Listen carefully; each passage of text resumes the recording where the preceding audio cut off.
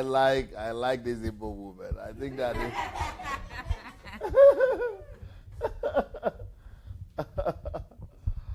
okay, here we go.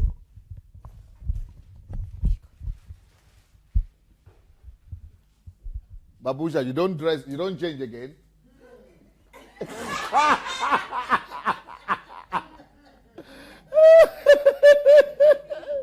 Huh?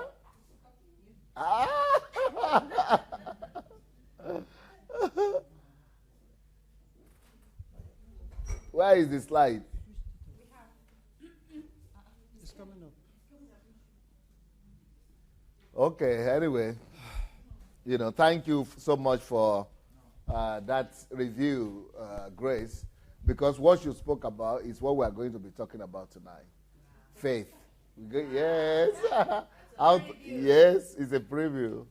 How to change a nation through the power of faith. And you already have the book, and that's what we are going to use, yes. So that was a good, yes, and practical one. Yes. Practical one. She's totally, yes. I mean, she is not just coming for HMT she came for the first time, everything changed. In fact, I even saw a live broadcast too, that she started doing, she just as if you are not existing before all of a sudden it just appeared from nowhere. Before she was existing just for her family and her children, but now she's just like a tree that came from under the ground. Whoa, I'm here. Here I come. I think that's how all of us should evolve. Yeah. And, HMT, yes. And we're changing the world. Amen. All right. Is Chris ready? Yes, sir. How to build a developed and civilized nation. Yes, so that's the topic of the HMT. And today, is it not faith? Where is the faith? Is it? Huh? You said we should do part 2 since we didn't do it. What is part 2? Part 2 of this dealing with conquering. Will it? No, let's do faith. We'll do faith and we'll do this tomorrow. I have announced now, can't you hear me? I was just saying that she spoke about faith and it's faith we are doing. And you went and bring back the one we did we were supposed to do for 7 o'clock. Waiting happened. Just change the title for the YouTube and Facebook. I hope the volume is good enough. Are you following the volume? Yeah. Zvuk, normally? Okay, so let's get the topic for tonight on faith. I'm sorry, all the people wanted to meet with me today. The Nigerian project canceled all my meetings this afternoon. So I would have been meeting with you while the afternoon session was going on, but you see what happened today. I had to be here. Yes. So today the topic is the role of faith in national transformation. So let's go with this, the role of faith in national transformation. We'll try to do, we know we have a long day today. You almost didn't have a break. So we'll try to do as fast as possible tonight. Okay, here we go. The role of faith in national transformation.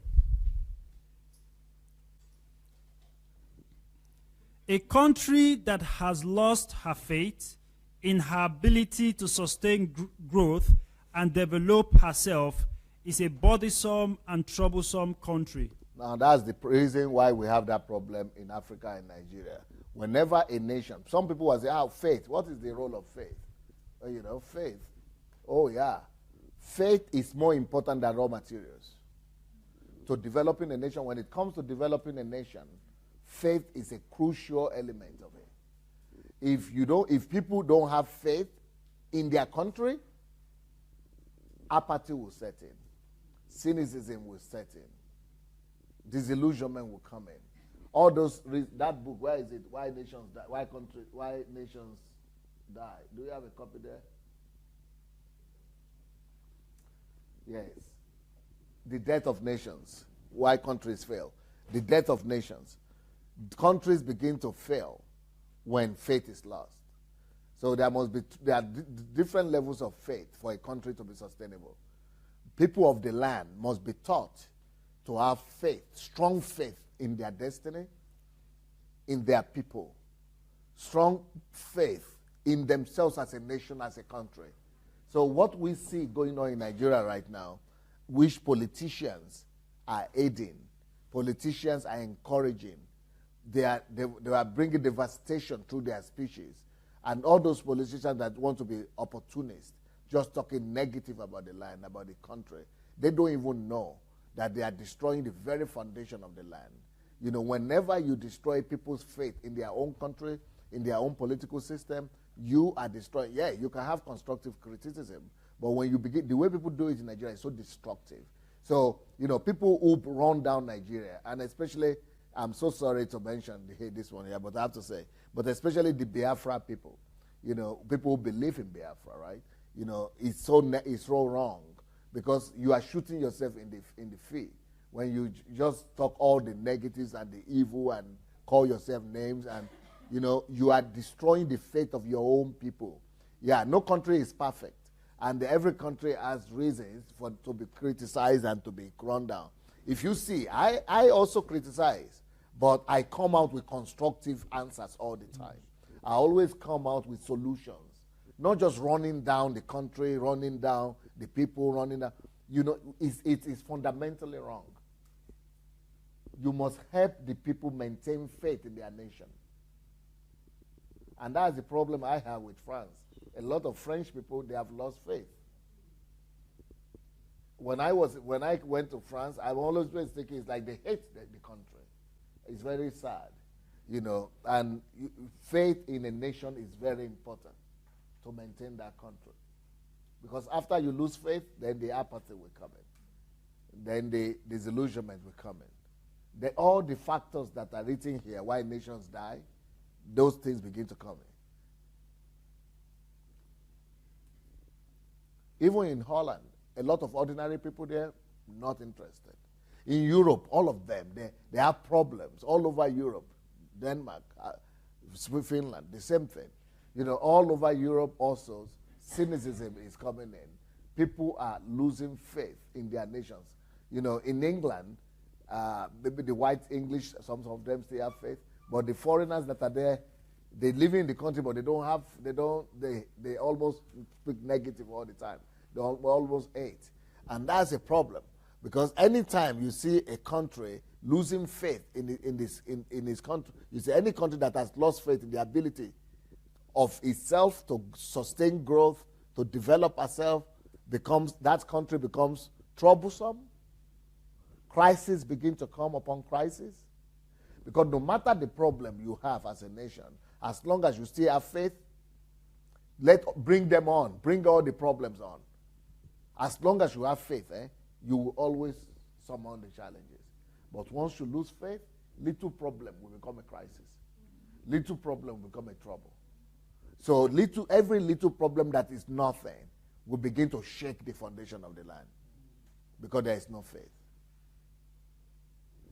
So any country that loses faith in herself becomes troublesome and burdensome. They begin to feel like they are carrying every way. Everybody just hating one another, complaining and things like that. You know, no matter, let me tell you, I don't know, you might not be from Nigeria, you might be from your own country, whatever country you come from, no matter the amount of problem you have, keep faith in your land. Keep faith in your destiny. Keep faith in your country. Keep faith. Because it is only on the basis of faith that you can rebuild the nation. Why? Because if you don't have faith, you will not even have the ability and the strength to begin to work. It is faith that gives you the energy to even want to consider building the nation, to even want to consider fighting, to even want to consider to begin to do something about it. But once faith is lost, faith is more important than work in that sense. Because faith is what will give you the energy to work. Faith is more important than resources. Because faith is what gives you the motivation. It's what gives you the energy. It's what gives you the energy to wake up in the morning, to go and use the resources to build the country. So when you lose faith, when you allow people in the name of the freedom of the press, when you use, the freedom of the press as an excuse to make people destroy people's faith, you are digging the grave of your own country. And I don't know how I wish the whole of Nigeria could hear me. Because one of the things that Nigerians do better than any other nation is to evil speak themselves. Is to speak negative about their country, about themselves. They are destroying even the faith in their own children who are listening to them. I mean, this comes around over the media, over television. Everybody is just thinking, because that's the only thing they are used to hearing. That's why they don't have creativity to be able to come up with solutions. Because they are only thinking about escaping because of lack of faith.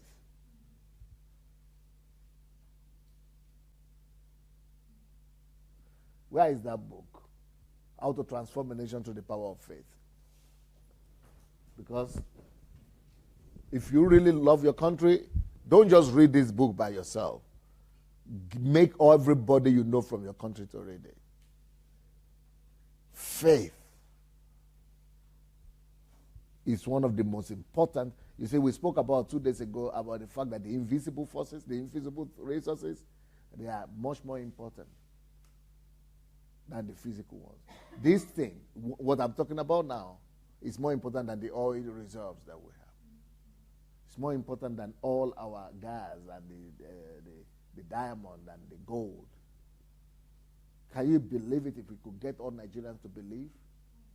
And because you don't believe, you are divided. Because you don't believe, no force is gluing you together. But faith is like a glue. It brings about unity. And that brings about purposefulness, vision, and then implementation of that vision. Why is it that people say there are laws, but they are not implementing it? Because there is no faith. People don't implement the laws.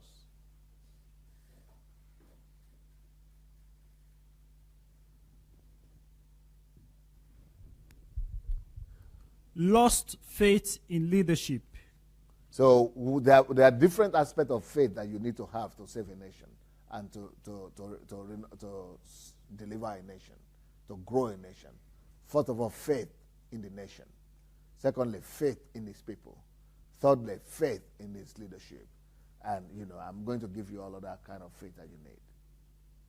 But we brag ourselves as being a Christian country or a religious country, but then we have so much cynicism, skepticism. What is faith? What is religion? So because faith in God means faith. Belief in God means faith. And if we are people of faith, we shouldn't even be having this problem. And we could understand that in Europe, people don't go to church, they don't believe in God, so skepticism is normal. But in a nation that is 99% religious, and then there is no faith, then we don't have faith in God. We only have religion. Because if you have faith in God, you have faith in nation. Lost faith in the people. So we have to have faith in leadership. We have to have faith in the people. Lost faith in the establishment and fabric of the nation. We have to begin to have faith or build up faith in the establishment of the country, in the fabric of the country. Lost faith in the future. Then we need faith in the future, the vision, the future of the land. Lost faith in posterity. Then we have to have faith in the youth, in the posterity. They are all a prerequisite for Prerequisite. Prerequisite for prerequisite for national development and transformation. Yes, they are all a prerequisite for national development. Faith in all those aspects are a prerequisite for national development and transformation. Lack of faith is detrimental to any nation and a quest for self-realization and management. It is detrimental. Lack of faith is detrimental, that is destructive for any nation and for our quest to self-realization and management. You'll not be able to manage yourself. You'll not be able to rule yourself. You'll not be able to manage your resources. You'll not be able to manage your people. You'll not be able to realize your potential as a nation and as a people. Lack of faith is detrimental. Judges 7 verse 3. Now therefore proclaim in the hearing of the people, saying, whoever is fearful and afraid, let him turn and depart at once from Mount Gilead. And 22,000 of the people returned, and 10,000 remained. See? Bible confirms it. The story of Gideon and God confirms this. There is no national transformation, no national reformation without faith. God had interest in saving that country. God had interest in delivering the enemy into the hand of Gideon. He had the interest. It was to his own interest. He wanted to do it. Yeah, but he couldn't do it. And that's why he said, find out all the people who are doubt, who are afraid. And all those people who have doubts and are afraid, send them home. If you don't send them home, I cannot deliver the enemies into your hand.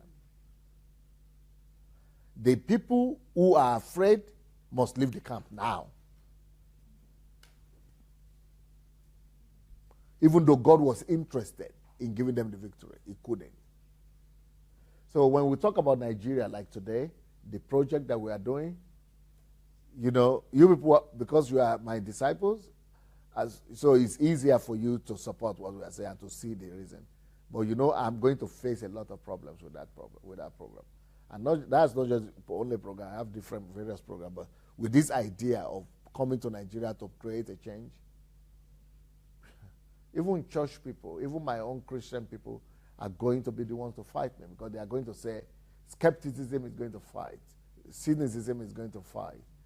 Doubt is going to fight. Everybody are going to say it's rubbish. And it's never going to work out. So, because the country is full of skepticism, lack of faith is destroying the land. And that's why when people follow me on Facebook, people say, why is it that we don't always have too many people? Because we don't need people who don't have that faith. Let's be 10 people, but let those 10 people be people who believe in what we're doing. When you have 5,000 people, and they don't believe in the project, they will draw you back. And they will kill the thing you are trying to do. They will become a burden. Your focus will become burdensome. So, and I normally see it. I see some programs that are done in my local language, Yoruba language, not even in English. Nigerians coming to the internet to speak Yoruba to preach gospel. And they have 5,000 people watching them, 7,000 people, 9,000 people watching them. But they don't take people anywhere. They just kill your enemy, deliverance from this and that. But we are going somewhere. We need only people who have faith. So when people came to me and said, stop Mayowa from talking so harsh, because some people, you will lose people. I said, that's what I want to do. That's the whole idea. That's why I put her there. I love that. So that all the people that don't have faith, they could be chased away from the distance. Yes. And that's why I'm not going to be politically correct. Don't mention them. No, I'm going to. So that if you have doubt, you don't belong here. Yeah. Only people who are totally convinced, they can make history. Because people who are double-minded, the Bible says, they don't receive anything from the Lord. They are unstable like the wind. So it doesn't matter what their position is. It doesn't matter how great they are. So I'm going to keep on annoying people. There are some, if you go to the internet, there are some so dirty stories about me there. And some people are telling me, Pastor, I know I'm an IT person. Let me remove it from you. I said, no, leave them there. Let them be there, korokoro. If necessary, I'm going to put more. Because I am playing a game. I'm playing. I know what I'm doing. It's a strategy. Because people who don't have faith must be sent back home. You see? People who have doubt must never be associated with a vision like this. So I will put things out there, minds out there, so that because the field minds, it's only people who are careless, they will just point on it. So the same thing here. People will see different kind of news and they say, that's the way it is. Good. Bravo. God has just delivered me from another one. Only people who are so purposeful or who listen to God or who know what they are after will see the truth among all the rubbish. And they are the ones who have faith. They are the ones we need. The ones who want to tell stories, who want to just believe, good for them. God is using those things as a sieve. You sieve out the wrong ones. So don't always think that it's a bad thing when people are talking bad about you. God is protecting you.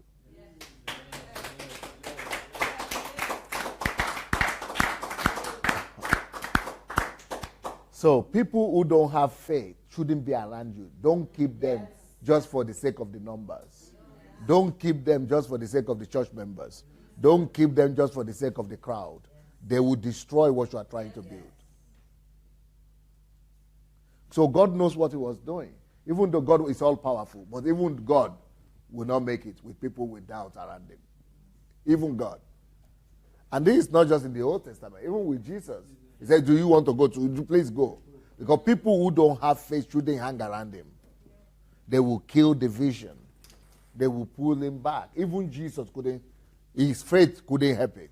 Because when majority of the people you keep around you are people who have doubt in what you're doing, or they don't have faith, they are not on the same page, you are in trouble. So that's what is happening here. So God told him, find out anybody who is fearful, whoever is doubtful, whoever is afraid, let him turn and depart at once from Mount Gilead.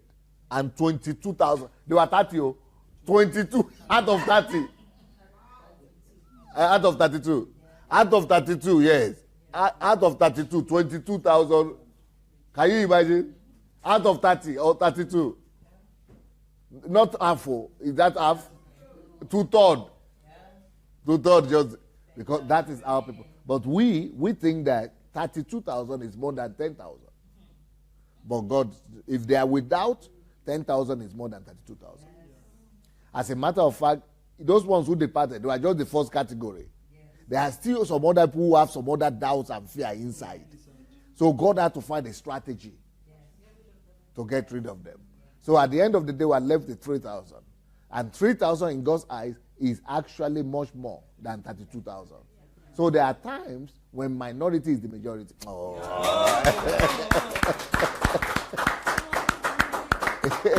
Small is the new big.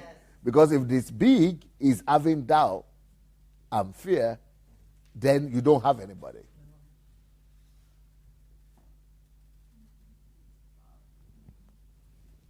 Lack of faith is what God used to determine people who are not fit to rescue a nation. You see, lack of faith is not always bad. Because lack of faith and doubt is an indicator, that is an indication to you that those people, you don't need them. They are not needed. So lack of faith is the criteria God used here to determine the people who are not needed. So always thank God when you find people with doubt. Because lack of faith is a determinant.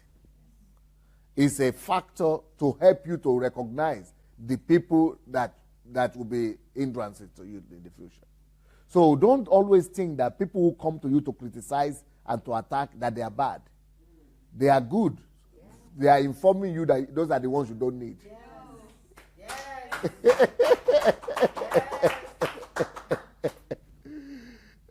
So lack of faith is what God used to determine people who are not fit to rescue the nation. To determine people who will become hindrances to you, who will become obstacles to you. So lack of faith is a good sign. Because you don't want to keep people and waste your life and time convincing people that don't have faith. They're just killing your time and stealing your time. 1 Samuel 17, 24 to 26 and 29. And all the men of Israel, when they saw the man, fled from him and were dreadfully afraid. So the men of Israel said, have you seen this man who has come up? Surely he has come up to defy Israel.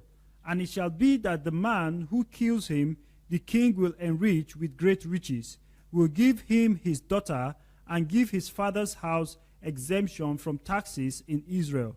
Then David spoke to the men who stood by, saying, what shall be done for the man who kills the Philistine and takes away the reproach from Israel? For who is this uncircumcised Philistine that he should defy the armies of the living God? And David said, what have I done now? Is there not a curse? Man of faith, David. It is lack of faith that disqualified the king himself. Because the king himself had doubts. A whole army of a whole nation. You see, this is one of the things that God used to encourage me when people were coming to attack me on the platform. And God spoke to me through one guy who called one time and said, Bishop John, he said, a whole nation could be wrong, Pastor Sunday. It doesn't matter if the whole nation of Africa or Nigeria will say you are wrong. It means, in this case, it means they are all wrong. A whole nation could be wrong and one person is the only one who will be right. That is strange, But when you look at this scripture, you see that a whole nation, including the king. Because a lot of people who are not even believing, following me now, they are saying, but how can the whole GO be wrong? But this GO, this bishop, all those bishops, you don't go, but God is talking to them. Now, God, they cannot all be wrong. No. But the reality is that a whole nation could be wrong. Not just some people, not just GOs, a whole country of 100 million, 200 could be wrong. And one person will be the one who is right. And me, in my own case, I've already seen that during the election of Buhari, when all the pastors were saying that God told them it is Jonathan that was going to win. And I knew that he was not going to win. Not Godwin, was his name? Good luck, yeah. I knew that Buhari was going to win. And I knew that if all of them missed God on that one, then we are not dealing with men of God here. They are not in tune. If they are so big, and they are so close to God, and they couldn't even catch that one easy, that was so obvious that Jonathan was is done. His own game was over. They said, but God cannot put a Muslim. Well, that means you are stereotyped. And that stereotype is what will going to stop you from hearing God. God can do anything. 1 Samuel 17:32-37. Then David said to Saul, let no man's heart fail because of him. Your servant will go and fight with this Philistine. And Saul said to David, you are not able to go against this Philistine to fight with him, for you are a youth, and he is a man of war from his youth. But David said to Saul, your servant used to keep his father's sheep, and when a lion or a bear came and took a lamb out of the flock, I went out after it and struck it, and delivered the lamb from its mouth. And when it arose against me, I caught it by its beard, and struck and killed it. Your servant has killed both lion and bear, and this uncircumcised Philistine will be like one of them, seeing he has defiled the armies of the living God.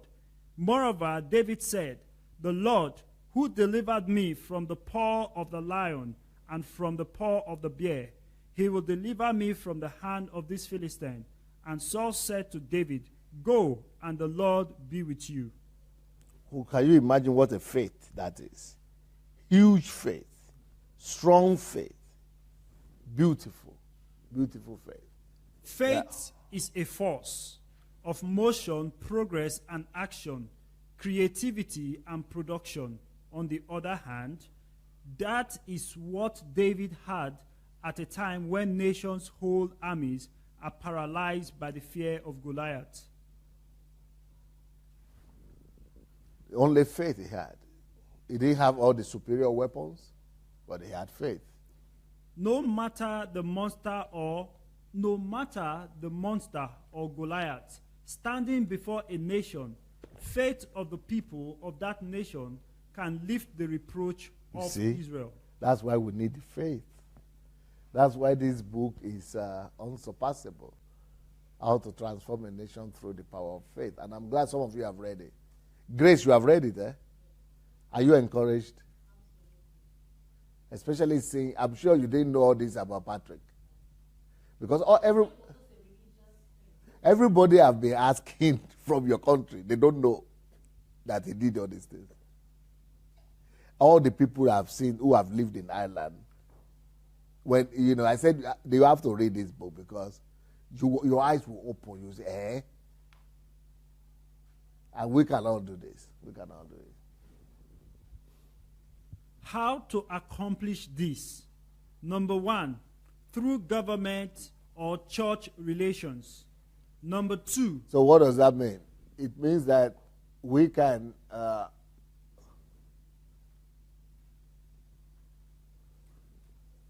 we need to have faith. We need to teach the government that they themselves will have faith in their country. Because if the government will not have faith, they will be corrupt. They will not be working. They will be coming to, write that they are present at work at 8 and disappear for the rest of the day. They will not be driven. They will not be motivated. That's why we must have government-church relations. And I think church, who is supposed to be a representative of faith, should teach all these things. Should teach the government, should teach the whole nation about the importance of faith. Not just faith in God or religion, but faith in self, faith in the land, faith in the nation. Of course, faith in God too. But the reason I'm downplaying faith in God is that they will go and be doing religion there. I'm not talking about religion now. I'm talking about faith that is necessary to be able to function. Yes, please. How to accomplish this? Number 1, through government or church relations. Number 2, seminars and conferences. So we need to do seminars and conferences all over the nation to build and boost the faith of the people in themselves, in the land, in the structure, in the government, all over. Yeah. 3, leadership training. Number 4, we need to do leadership training based on faith, the principle of faith. The leaders, political leaders, school leaders, government leaders, all kind of leaders in the country have to be addicted by the faith that we can make it. Everything will work out. When we are all driven like that by faith, we become like a machine. Number 4, camping or sports events. Youth, we need to organize camping for youth and do sports events, but based on the message of faith. Media, Nollywood. It's like we are doing art and entertainment, but you are passing a message of, like I did in this book, for those of you who have read. I'm writing about a book, but I'm using an example of St. Patrick and other things, and you see that, wow, this is real. Go ahead. Number 5, music. Number 6, newspaper and media. Number 7, create agencies, social and government. To push and facilitate faith in the people, in the nation, in the land. The reason why tourism is not developed in Nigeria is because there is no faith in the land. If you believe in your country, you will attract tourism. Go ahead. Number 7, debates and organize debates, workshops. Number 8, entertainment or educational camping. Sports events, etc. Faith is the bird that feels the light when the dawn is still dark. Beautiful. So there is no light yet because the dawn is still dark, but faith is the bird that feels the light. Birds can fly in the darkness because that's that faith. That is that faith that makes that bird to fly. It sees the light through the eye of faith. Faith is what makes us to see the future and see the light, even though there is darkness in the physical. Faith is what makes us to see light at the end of the tunnel. That's basically what it's saying. 3. Main plagues. So things are still dark in the countries, things are still bad, but it is faith that makes you to see what will come out constructively out of that ruin and destruction. Yeah. Main plagues of any nation, where the people have lost. Main plagues. Main plagues of any nation, where the people have lost their faith in the nation. 1. Yeah. Cynicism. You see what we spoke about. These three things are what is here in this book. Yeah. Okay. 1. Cynicism. 2. Disillusionment. 3. Somebody sent me a message yesterday and said that it's cynicism. Cynicism. Yeah. It's in French they call cynicism, but in English it's cynicism. Okay. So this cynicism, disillusionment, and apathy.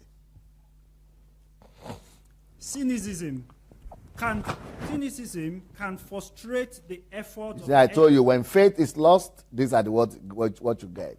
And that's why this book is unsurpassable. You will just see the whole process, how it happens. How cynicism and disillusionment and apathy kills a nation and makes nations fail and countries die. Yep. Cynicism can frustrate the effort of any government or leader. Lack of trust in the leadership paralyzes the government and the leader. Sad. What is it paralyzes the whole country. Paralyzes it completely. Go ahead. What is cynicism? Cynicism is an attitude of suspicion where you believe the future is bleak and that people are acting only out of self-interest. Is that not why we are running away? Yes. Yes. Example, Ondo State governor's statement of providing all things for the youth, and yet no one is going to take advantage of it because of cynicism of the government. No, towards the government. Because even though the government is trying to do something, this is not now. This was one time when I was in Nigeria. The government was providing wonderful programs, but nobody was going there because there's so much doubt. They have so much cynicism towards the government. Anything the government offers, they just say, it's big. They just want to eat. They just want to do it for themselves. So much negativism. Through faith, we can replace cynicism with confidence. Beautiful. Disillusionment. When people are disillusioned, they assume it's not what it's trying again. They assume. They assume it's not what it's trying again because of their past experience. So the population is lazy, avoid taxes or any form of contribution to national development. That is catastrophic. Because, we paid before, so what did they do with it? Disillusionment. So no money is coming in, and the country is just ruined. Yeah. Through faith, disillusionment can be replaced by optimism. Optimism. You see? So the answer is faith to resolve all those situations. Optimism is the faith that leads to achievement. Nothing can be done without hope and confidence. So it's this thing alone, this one word alone, faith, it has to be cultivated, propagated, maybe even legislated. And that is what America has succeeded in doing. When they are telling people, go for holidays for 6 weeks, they say, no, 2 weeks is enough. And we want to work more. Okay? Apathy. This plague is the result of both disillusionment and cynicism, indifference to everything. And that's just deadly. The world will not be destroyed by those who do evil, but by those who watch them without doing anything. Albert Einstein. Apathy. Indifference. People are indifferent to their responsibility as citizens to the nation, to their neighbor, to the environment, to national development. You see? I don't care. Attitude. To remain silent and indifferent is the greatest sin of all. That's why we are talking, and that's why they don't understand us, and that's why we are going to keep on talking. Because to remain silent is the greatest sin of all. Faith will replace apathy with mass involvement, which goes to mass production and development. Yeah, so that's faith right there for you. Please, before we go, let's put on the light, please. I want to hear again, anybody who has read this book, I really want to hear from you, because I didn't hear your first-hand report. Anyone who has read this book on faith, tell me what touched you the most from this book. Anybody coming to tell me again? Maybe Grace, you have to start all over again. Irene, you want to talk? Okay. Anybody read? Maybe even if you didn't finish it.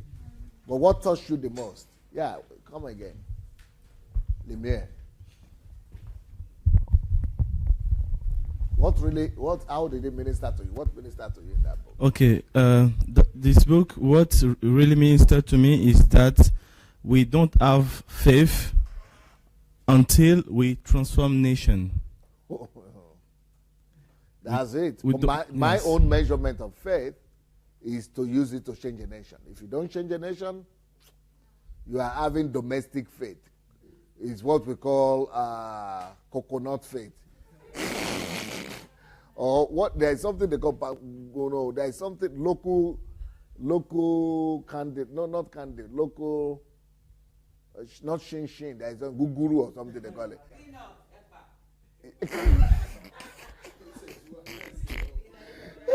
I think they call something guguru or something.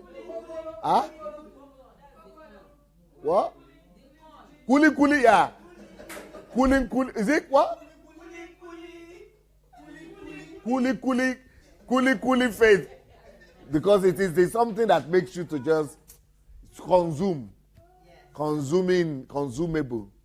It's candy. It's what they call that, the sneakers and mass kind of faith. Yes, it's mass bar. It's mass bar and sneakers bar. Those are the kind of faith people are having in charismatic circles. Not real faith that God requires. When God talks about, he talks about Abraham, that changed a nation through faith. That's what we're talking about. And that's why he said the God of Abraham, the God of Isaac. Those are people only on the level of nations. And these are, for me, two applications.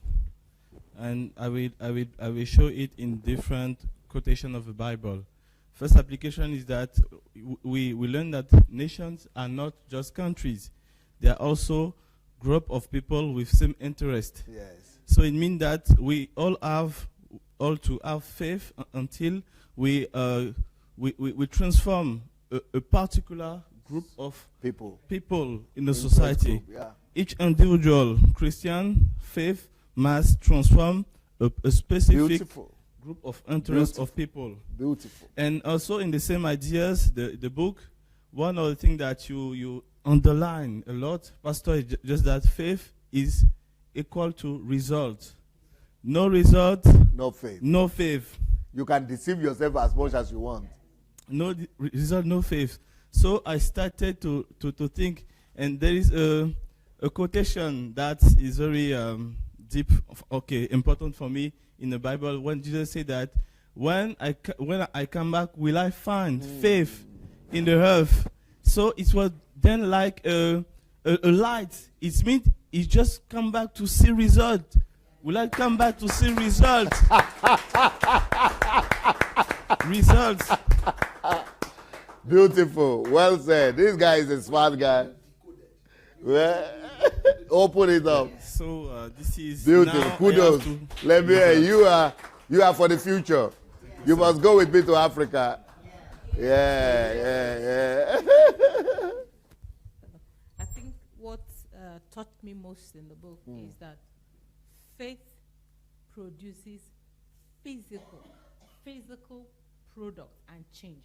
Because remember, faith is the substance of things not seen. So faith is the currency. Faith is the mode of exchange to bring the invisible and make it visible. Because everything you see right now was once invisible. So God wants to use us as conduits, channels, to reach a sphere of influence, a nation, produce things. I mean, since I started listening to DSA, reading books, my brain waves, inspired ideas. And that's another thing I want DSA to talk about, because a lot of ideas started popping into my brain. Now, because I was not operating, or maybe I was not aware of it, because you said we Christians, we're so used to when the Spirit of God comes in, we worship, we pray, but something else is hanging in the atmosphere. But because we've not been trained on how to bring it down. So ideas, inventions started popping into my mind. Now, where is that book? Give me the book, how to raise the next generation of Steve Jobs and here it is. Have you read this one? Not yet. No, not yet. Because that's the answer. Okay. And the answer is here. Okay. How to convert all those anointing and spiritual experiences into concrete products. How to make from the spirit realm, how to bring forth product, physical material product into physical world, from the invisible world.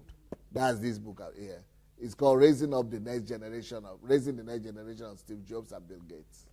So even though I'm an engineer, it was after I started reading and studying and doing the ideas, so first of all, one of the ideas that came, I went to search and I found that it was not even on the planet. Wow. It's not even here. So I now discovered, now there's even a process. That's why it's called faith. Even there is a process in going to register for patents, going to meet the people that will do this design, those people that will do the first model of it. Right. So these are things that, I said, okay. Now I see why people prefer to pray. That's the easy thing. Easy? That's the easy one. Now to bring the invisible. Brilliant. And bring it to the physical. Brilliant. That's where there's problem. Brilliant.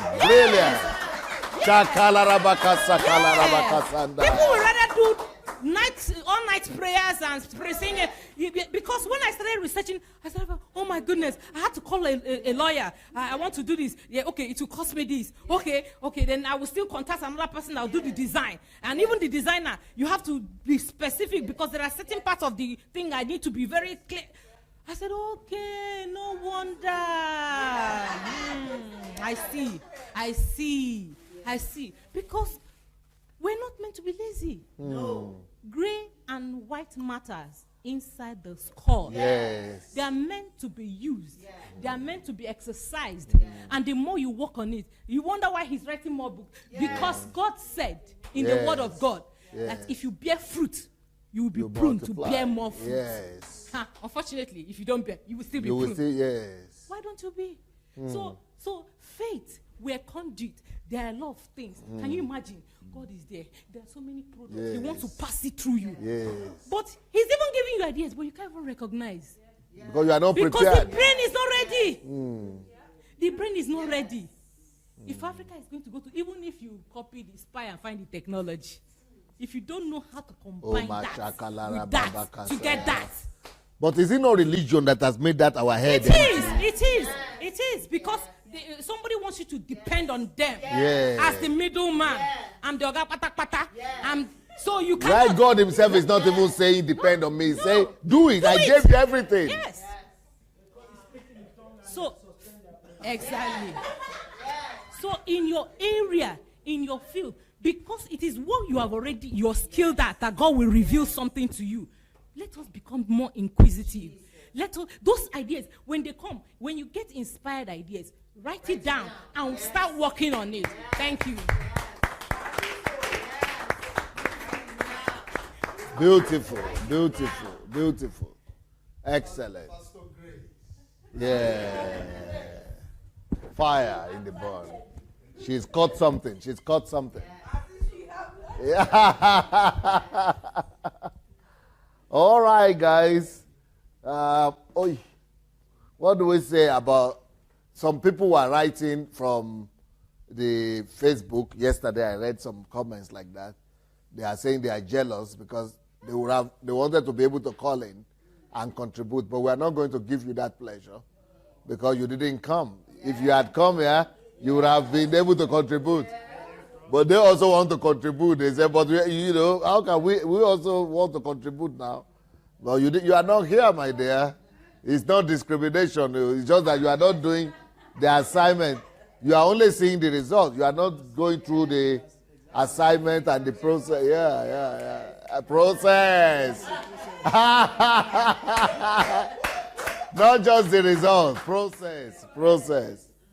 I promised to release you early today because basically you didn't have break during the afternoon because the Nigerian project took all the afternoon. So I'm going to let you go now because I have several meetings still after this session. So our lady coordinator is already here.